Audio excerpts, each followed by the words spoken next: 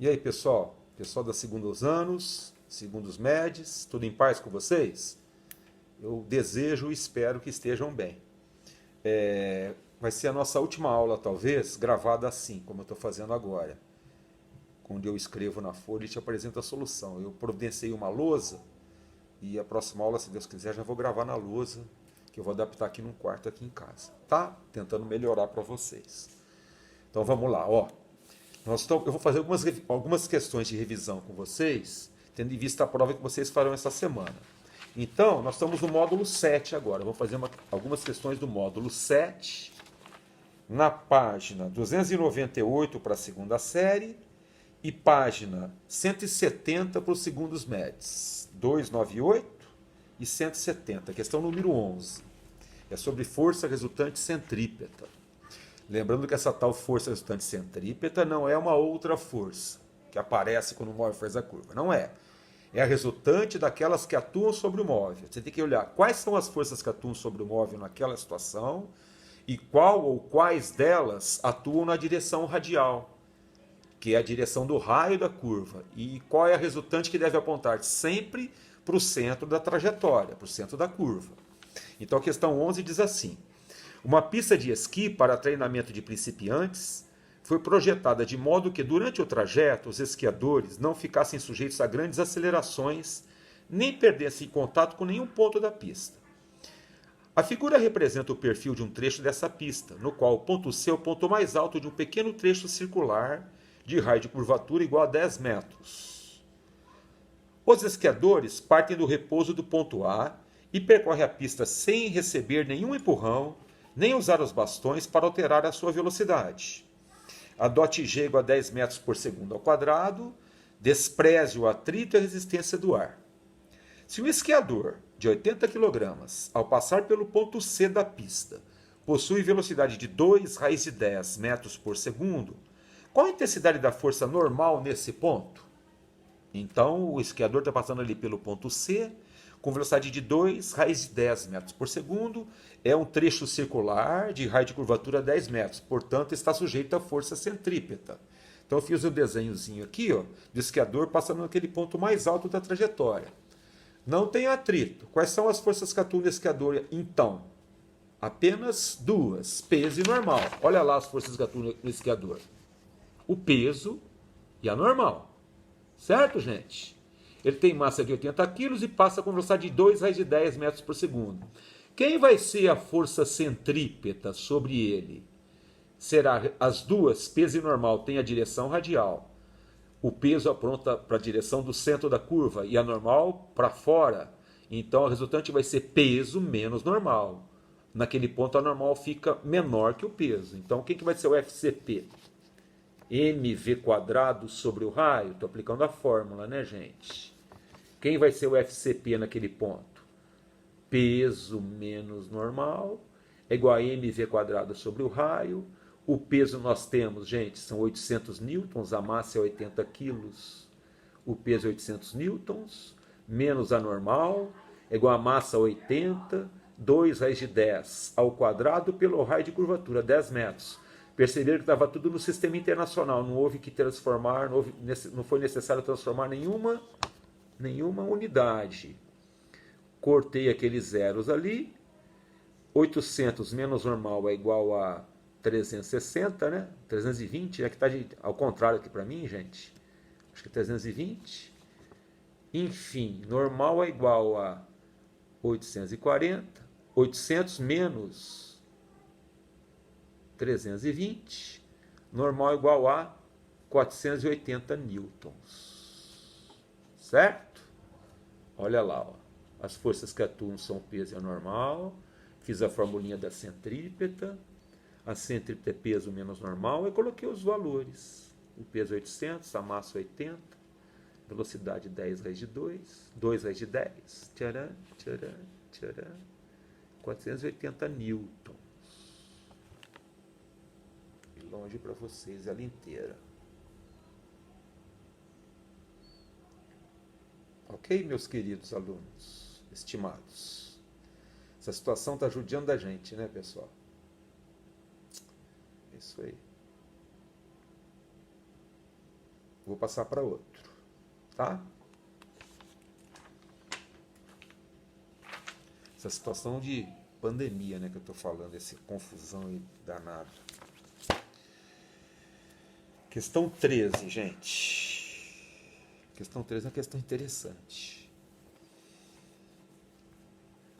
Ó, simples, mas interessante. Simples, né? Depois que a gente explicar, né? A priori você lê estranha. Putz, coisa esquisita. É uma questão de aprofundamento. Diz assim, ó. Uma bola encontra-se em repouso no ponto mais elevado de um morro semicircular de raio R, conforme indica a figura abaixo. Se V0 é a velocidade adquirida pela bola imediatamente após um arremesso horizontal, determine o menor valor de V0 para que ela chegue à região horizontal do solo sem atingir o morro durante a sua queda. Desconsidere a resistência do ar, bem como qualquer efeito de rotação da bola. Note que a aceleração da gravidade tem módulo G, é uma questão literal. Vamos reler. A bola encontra-se em repouso no ponto mais elevado de um morro semicircular. É um morrinho aquilo ali, de raio R, conforme indica a figura. Aí a bola vai ser lançada com a velocidade V0 horizontal, em um arremesso horizontal com a velocidade V0. Determina o menor valor desse V0, ou seja, quando a bola estiver ali naquele ponto mais alto, com velocidade V0, após ter sido arremessada, qual deve ser? O menor valor de V0 para que ela chegue à região horizontal do solo sem atingir o morro durante a sua queda. Desconsidere a rotação da bola, a resistência do ar, blá, blá, blá, blá, blá. Aceleração da gravidade igual a G. Não tem atrito, não tem nada. A bola vai ser lançada do ponto V0, daquele ponto mais alto do morro, com velocidade V0. A pergunta é, quanto deve ser o V0 para a bola cair no plano horizontal sem tocar o morro? Quer dizer, ela vai se descolar do morro. Não vai? Vai perder contato com o morro. Não vai? O que acontece na hora que a moto perde contato? Eu estou pensando no exemplo que eu vou dar para vocês. Na hora que a bola perde contato com o morro, a normal se torna igual a zero. Porque a normal é uma força de contato. A normal depende da bola estar em contato com o morro. Se a normal perder o contato com o morro, a normal vai valer zero. É uma situação similar àquela de um motociclista, quando vai percorrer o morro naquelas provas de motocross. Já viram? Só que aqueles doidão, eles não passam maneirinho, né? Eles passam com tudo ali. Então, quando a moto passa no morro, ela faz a curvinha do morro ou ela voa? Ela voa. O cara até se solta da moto quando ele está voando junto com a moto, dependendo da velocidade com que ele tem ali, que ele passa no morro, não é verdade? Você chegar numa alta velocidade, a partir de um certo valor mínimo, a moto sai lançada para o ar, não é verdade? Naquelas acrobacias que aqueles malucos fazem. Não é verdade? Quando a moto se descola, quanto vale o normal do pneu da moto e a pista? Zero. É uma situação semelhante aqui, só que não é uma moto, é uma bolinha. Então olha lá, ó. Deixa eu olhar bem que vai ficar de... Aí, ó. Olha bem. Quais são as forças que atuam na bolinha naquele momento? Peso e normal. Não tem mais nenhuma. Aí o V0. O V0 é a velocidade horizontal com que ela foi lançada. Forças são apenas duas. Peso e normal. Então, ela vai passar por aquele ponto ali, com velocidade V0, de maneira tal que ela vai se desprender do globo. Do globo não, do morro. Não é? Tem centrípeta. A trajetória dela naquele instante será um arco de circunferência. Então, quem vai ser a força centrípeta? mv² sobre o raio? Sim. Quem seria a força centrípeta se ela não fosse perder contato com o morro? Peso menos normal.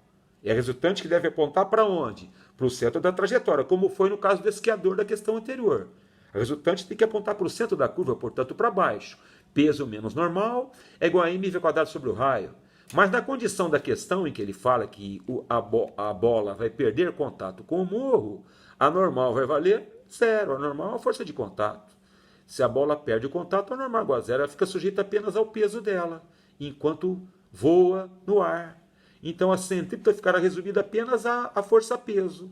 A normal some, porque Quanto maior a velocidade nessa expressão aqui, gente, menor fica a normal, não é? Se ele for aumentando a velocidade, a normal vai diminuindo, vai diminuindo. Se você chegar na velocidade mínima, a moto se descola e ele perde contato com o morro. A moto não, a bola perde contato com o morro. Então, fica aqui peso, não tem a normal então. Peso é igual a mv² sobre o raio, o peso é mg, cancelamos as massas, raiz de RG. Lembra dessa formulinha? Que V é raiz de RG? Aqui, quem é essa velocidade aqui? Ó?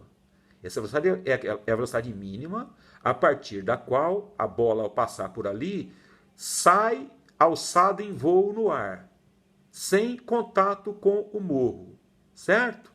V igual a raiz de RG. Esta raiz de RG, pessoal, então a alternativa correta, a alternativa C do teste. Deixa eu deixar isso aqui para vocês. Essa raiz de RG, pessoal, é aquela mesma formulinha da velocidade mínima no globo da morte, lembram-se? No ponto mais alto, só que aí no globo da morte, a motocicleta lá daquele exemplo do globo, passava por dentro do globo. E essa velocidade mínima, raiz de RG, nós fizemos uma ou duas questões com isso. Essa velocidade mínima, raiz de RG, é a velocidade mínima para a moto passar lá em cima sem cair, sem se acidentar. É a mesma formulinha aqui para, se fosse uma moto, por exemplo, numa prova de motocross, alguém poderia perguntar para você assim num exame, numa questão. Qual a velocidade mínima do motociclista ao passar pelo ponto mais alto ali, de tal maneira que a moto seja alçada em voo, através do ar. Gostaram do alçado em voo? De tal maneira que ela voe naquele ponto. É essa daqui. A partir de raiz de RG, o corpo perde contato com a superfície. E a normal se torna igual a zero. Tcharam! Gostaram ou não? Fala que sim, gente. Vocês não me apoiam. Vocês estão quietos demais hoje, não falam nada. Vamos fazer mais um, vai. Tá engraçadinho, né? Desculpa, gente. Fazer um tranquilinho. Ou mais cabeludinho. Cabeludinho não. Fazer um tranquilinho, ó. Tem pouco tempo ainda para não estourar muito. Fazer o 16.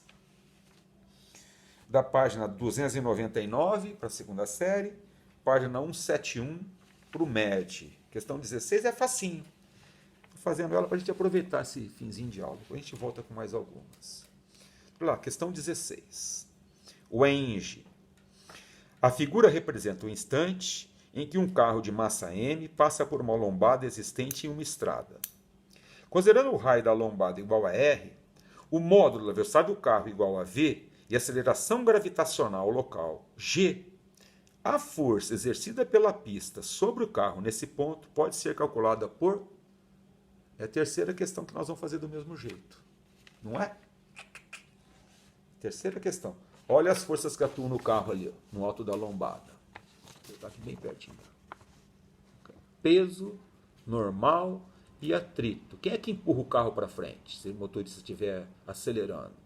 A força de atrito do pneu com o asfalto. Quem é que para o carro se o motorista frear? A força de atrito do pneu com o asfalto. Quando o motorista está acelerando, normalmente, já discutimos essa história, né? Ele acelera, o efeito que ele produz no carro, que é uma máquina, é girar a roda, e a roda, ao girar, empurra o chão para trás, e o chão empurra a roda e, portanto, o carro junto para onde? Para frente. Já discutimos isso em sala de aula. Quando alguém dá um passo, estou falando agora de outra situação, você pisou no chão e vai dar um passo. Você, ao mesmo tempo em que empurra o chão para baixo, faz uma normal no chão para baixo, você também faz uma força de atrito no chão para trás. E, por consequência, o chão faz uma força de atrito na sola do seu sapato para frente. E aí você pode caminhar por causa do atrito. A mesma coisa do carro. Só que é a força de atrito que move o carro. Só que ela é tangencial. Ela não tem a direção do raio, ela não é radial. Então ela não entra na centrípeta, gente. Eu coloquei ela ali só para a gente lembrar que ela existe, a força de atrito. Quais são as forças que são radiais naquele ponto? Peso e normal. E pela terceira vez, quem vai ser a resultante naquele ponto?